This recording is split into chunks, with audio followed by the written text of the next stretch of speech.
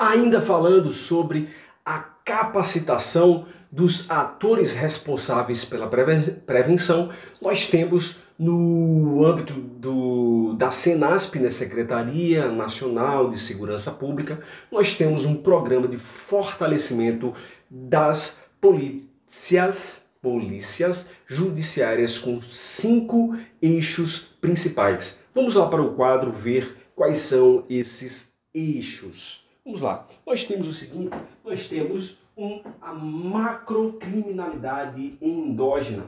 O que significa isso, pessoal? Significa o seguinte, ó, que há um foco em quê? Na criminalidade, vamos dizer assim, ó, cometida pelos poderosos.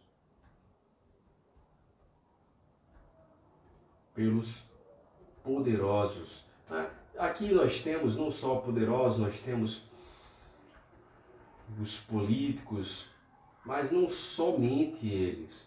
Nós temos também aqui, ó, os servidores públicos, certo? Nós temos aqui os servidores públicos. Então, de certa forma, é um foco na criminalidade interna aqui focando aqui nos poderes do Estado, do nosso Estado brasileiro, ok?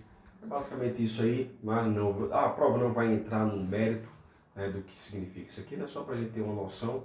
Nós temos aqui crime organizado e narcotráfico, nós já vimos, criminalidade violenta, já vimos, corrupção, aqui especificamente está falando de corrupção policial, também já vimos, e por último aqui nós temos o desenvolvimento institucional, dentro de quê? Desse programa aqui, ó, de fortalecimento das polícias judiciárias, PFPJ.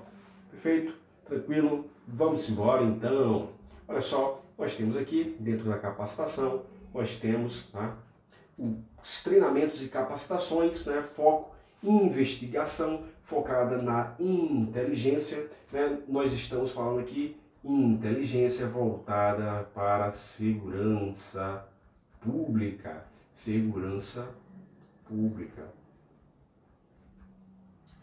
Utilização de institutos quentes trazidos ao ordenamento jurídico nacional, que são provenientes de normas internacionais, em especial Convenção contra o Tráfico Ilícito de Estupefacientes e Substâncias Psicotrópicas e Convenção contra o Crime Organizado, também aqui nós já falamos, né? Então, Convenção de Palermo, ok? Então, basicamente aqui nós temos, né, foco aqui de novo, tráfico de drogas, crime organizado, enfim. Vamos embora. Nós temos aqui institutos previstos pela legislação brasileira, nós temos a interceptação telefônica. Volta para mim, é o seguinte, deixa eu falar com vocês aqui. Nós temos o seguinte, pessoal, interceptação telefônica, já falei sobre ela em interceptações, já falei sobre elas estão previstas lá na Lei 9296 de 1996, né? Temos algumas atualizações nessa lei, né? E também esse assunto é falado lá no artigo 5º da Constituição Federal, artigo 5º, se não me falha a memória, inciso 12, fala sobre as interceptações telefônicas que poderão ser utilizadas em investigações criminais, instruções penais, enfim, na forma da lei, né? Nós temos lá que é necessário que uma ordem judicial, né? Crimes, a princípio, crimes de reclusão, né? Com pena de reclusão, mas poderá ser utilizado também em crimes de detenção, né? Crimes conexos, enfim, né? Então nós temos algumas informações importantes lá no direito constitucional. Não deixe de estudar esse assunto, porque esse assunto é um assunto importantíssimo para você que prestará um concurso da área policial, beleza? Então, volta para mim, volta para o quadro. Nós temos aqui o agente infiltrado, né? Temos como exemplo lá o agente infiltrado previsto na lei de drogas, né? Nós temos aqui a ação controlada, colaboração premiada, e investigações financeiras e fiscais. Só voltando aqui um pouquinho, eu quero que vocês foquem aqui, ó, nesses 5 eixos, tá legal? 5 eixos aqui, ó. Quero que vocês memorizem isso aqui, né? Façam alguma regra mnemônica aí, né? Enfim.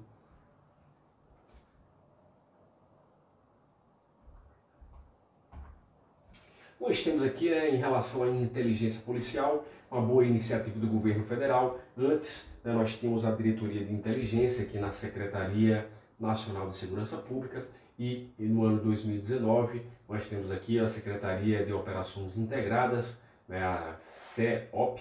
Nós temos que a diretoria de inteligência passou aqui para a CEOP, ok? Não mais está na Senasp.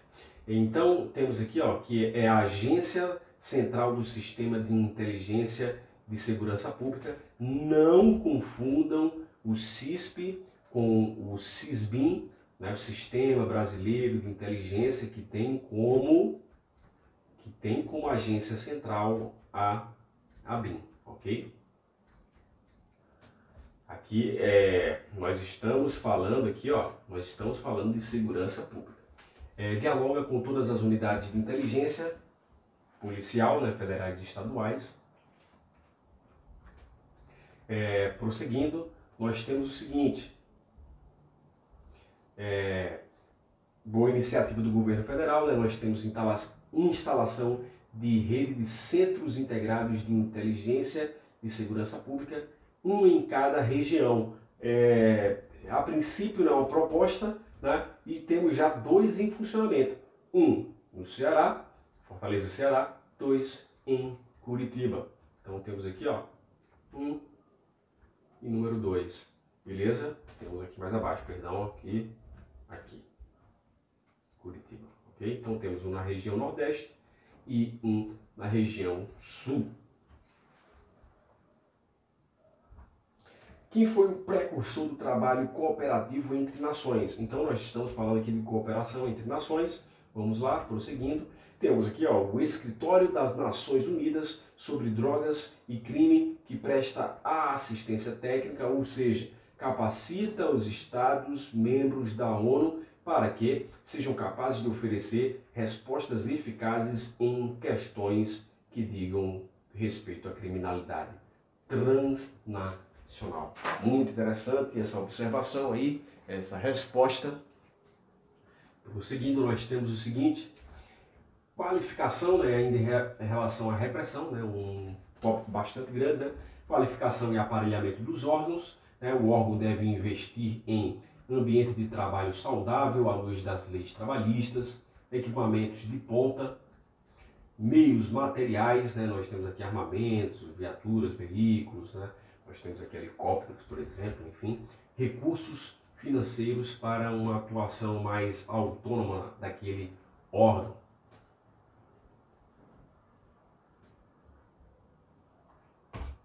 O órgão deve investir em comunicações, acompanhamento das investigações, exemplo de ferramentas utilizadas pelo FBI e que são o FBI, né, em português, que são grandes aliados dos investigadores. Nós temos o vídeo monitoramento comum e com reconhecimento facial. Isso é importante pra caramba, né? Temos lá, por exemplo, em algumas investigações, em algumas operações que eles utilizam esse reconhecimento facial, né? Lá no aeroporto, por exemplo, eles estão esperando um determinado traficante, eles colocam aquele aparelho ali, aquela câmera, e ela verifica todos os traços e já em conexão com um banco de dados, né, de fotos, imagens, identifica aquela pessoa como sendo traficante procurado, por exemplo. Então é muito interessante essa tecnologia utilizada, essa ferramenta utilizada aí para repressão dos crimes, perfeito? Voltando para o quadro, nós temos laboratório multibiométrico e de impressões digitais, nós temos laboratório de perfis balísticos, muito importantes aqui. E nós temos banco de dados de perfis genéticos que está sendo, por exemplo, aqui engatinhando aqui no nosso estado brasileiro, muito interessante, perfil genético. Sistema de informações criminais. É fácil para os operadores da investigação policial pesquisar e confirmar dados dos investigados em tempo hábil e compartilhar essas informações. Não, nós não temos aqui um banco de dados aqui muito bom, né? Falta o quê? Faltam as informações aqui, né? Falta o compartilhamento dessas informações, né, para maior efetividade das ações policiais, né? Então, infelizmente, não é fácil, ok? Não é fácil. Atividade bastante difícil. Nós temos sistema de informações criminais, né? Apesar disso, há certo avanço nesse campo, bancos de dados federais e estaduais, né? Há um crescimento, uma evolução. Temos aqui o Sistema Nacional de Informações Penitenciárias, Sistema Eletrônico de Execução Unificada, Sistema Nacional de Informações Criminais, Sistema Nacional de Informações de Segurança Pública e o Banco Nacional de Monitoramento de Prisões. Mas óbvio que ainda estamos no início, vamos dizer assim, né? Há necessidade de serem registrados, cadastrados cada entrada de presos, operações, investigados aqui, para que nós tenhamos um banco com informações mais completas e mais fácil e mais fácil acesso. O que falta aqui, ó, a interoperabilidade entre bancos de dados, né? Eles, de certa forma, eles trabalham aqui, de certa forma, trabalham em separado, vamos dizer assim. Nós temos, seguindo aqui,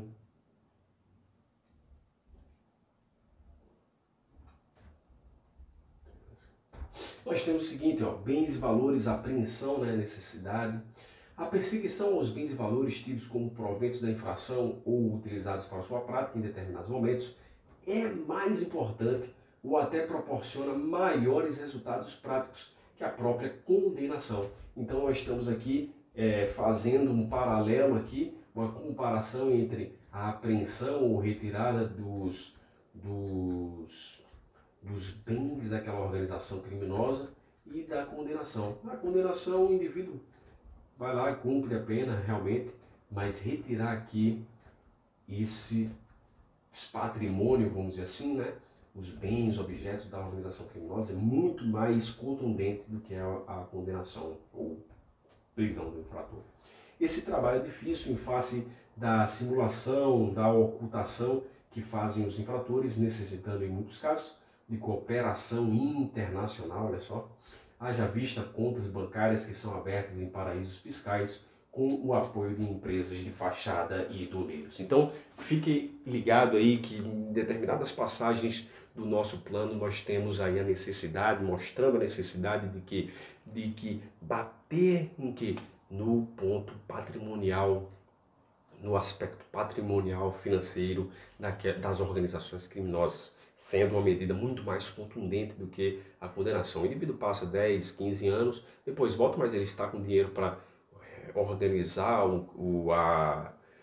a organização criminosa, né, administrar e investir nas atividades criminosas, então, né, de nada adiantou aquela prisão ali, que a atividade criminosa ainda continua. Então, é importante batermos essa tecla de que sermos contundentes no aspecto econômico, no ponto econômico financeiro da organização criminosa, ok? Voltando para o quadro, nós temos esses bens poderiam ser melhor aproveitados pelos órgãos públicos, né? Muito interessante essa passagem aqui, inclusive tem algumas leis que falam, né? Há exemplo da lei de drogas, né, que fala que a possibilidade dos bens serem utilizados pelos órgãos de segurança ou serem acelerados os leilões de bens apreendidos para que os valores sejam revertidos para o Estado e para fortalecer as atividades de repressão. Com relação aos valores bloqueados durante a instrução do processo criminal e posteriormente perdidos por ordem judicial, com ênfase aos repatriados, propõe-se que se inclua no rol dos beneficiários da destinação desses valores os órgãos integrantes do sistema de segurança e justiça, especialmente as polícias e o sistema prisional, por figurarem como mais carentes, com restrições orçamentárias e precisarem com urgência serem reestruturados em prol do combate ao crime. A visão capitalista da repressão é medida que se impõe no direcionamento do modus operandi dos investigadores. É necessário concentrar esforços na elucidação dos crimes, mas também na busca dos proventos da infração, ou seja, usando os lucros auferidos com o crime contra os próprios agentes criminosos. Muito interessante, né? Repetindo o que nós já vimos, né? Bater nesse ponto econômico da organização criminosa, em cima dos lucros aí auferidos, é importante, e utilizar esses valores aí contra esses próprios agentes criminosos, ou seja, investindo aqui nas nossas polícias, no nosso sistema prisional, para reprimir mais e mais essas organizações criminosas. Temos aqui, né, condenação a prisão e penas, né, repressão, né, verificando a autoria e materialidade, como já falamos, e a posteriori a condenação. Né? Dessa forma, é ineficiente, portanto, todo o trabalho da polícia e do Ministério Público se o processo parar no judiciário sem julgamento ou alcançado pela prescrição em face do lapso temporal decorrido desde a ocorrência do delito. É necessário, como falamos anteriormente, um trabalho integrado, a exemplo da Operação Lava Jato. Então, de nada adianta nós termos uma repressão, uma atividade de repressão da autoridade policial, do Ministério Público, e quando chegar lá no Poder Judiciário, ter aquela demora e o indivíduo ser atingido pela prescrição e não cumprir, por exemplo, a pena que deveria ser cumprida. Então, é interessante nós termos esses pilares aí, né, como foi falado, polícia, Ministério Público e Judiciário, trabalhando em harmonia para que nós tenhamos o que? A perseguição do crime sendo contundente e efetiva, ok? Voltando para o quadro, nós temos como medida que visa diminuir o lapso temporal entre a prática do crime e a condenação do réu com o trânsito em julgado, mesmo que provisoriamente, afigura-se a execução da pena após o julgamento em segunda instância, faça necessário a conclusão do inquérito policial e efetiva condenação em tempo hábil. Mas sabemos que hoje existe controvérsia que está em julgamento no Supremo Tribunal Federal, né? Ainda existe controvérsia, para falar a verdade, né? Dessa execução da pena quando o indivíduo for condenado em segunda instância. Então é importante, né? Obviamente nós temos inclusive no nosso plano aqui nacional, em outras páginas posteriormente nós falaremos sobre isso, que a maioria das decisões de segundo grau elas são confirmadas pelos tribunais superiores. Né? Pouquíssimos casos, raríssimos casos, há uma decisão contrária. Então, é muito interessante nós termos essa medida aí de segunda instância. Nós já temos um julgamento de um juiz, nós já temos um julgamento de um colegiado, né? Juízes que têm experiência, que têm um conhecimento aí, né? Às vezes 3 juízes, enfim, julgando ali, condenando o indivíduo. Poxa, já temos 3 juízes, mais um juiz, né, de primeira instância. Então, né, precisamos mais de quê para condenar, né? Então, e nós temos as estatísticas mostradas aqui no plano, né, que falam sobre essa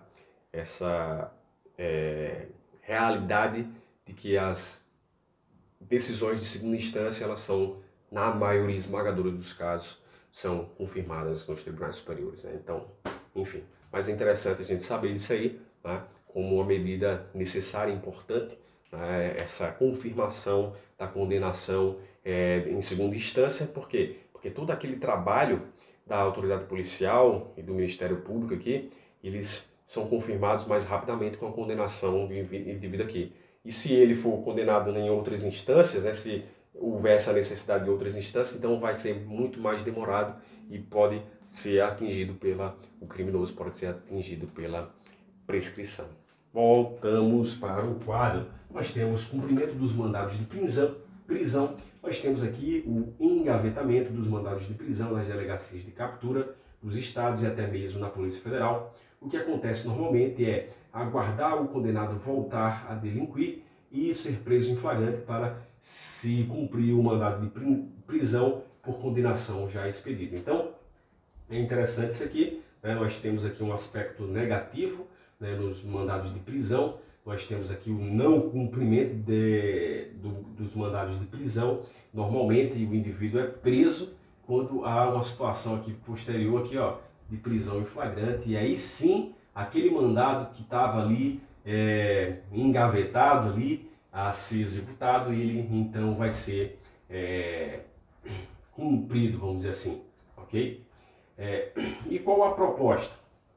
A proposta é a criação de unidades operacionais e policiais treinados. As delegacias de capturas devem ser vistas como de suma importância para o enfrentamento à impunidade e transformadas em unidades especiais, com um efetivo policial devidamente treinado para que, mediante investigação séria e focada, cumpram os 150 mil mandados de prisão em aberto, segundo dados do CNJ, baseado no Banco Nacional de Mandados de Prisão. Para falar a verdade, existe aqui eu